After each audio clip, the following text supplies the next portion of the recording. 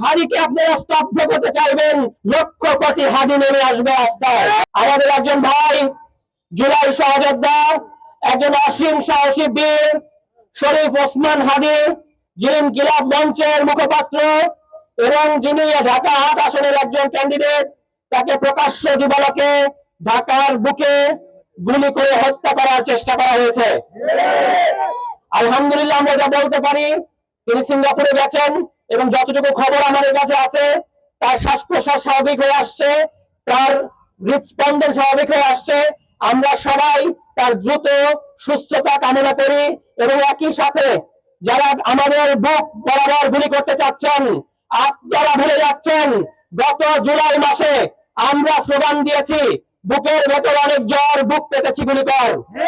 আপনারা ভুলে গেছেন এখানে বিগত ফাঁসিবাদী আমলে পুলিশ ওই স্বরাষ্ট্রমন্ত্রী, অবৈধ স্বরাষ্ট্রমন্ত্রীকে বলেছিল, স্যার একটারে গুলি করি, একটা মারে, বাকিটি যায় না।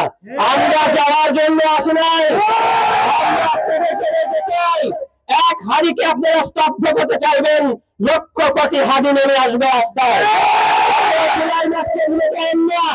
আমাদের ভদ্রতাকে এবং আমাদের বিনয়কে আমাদের দুর্বলতা ভেবে বসবেন না।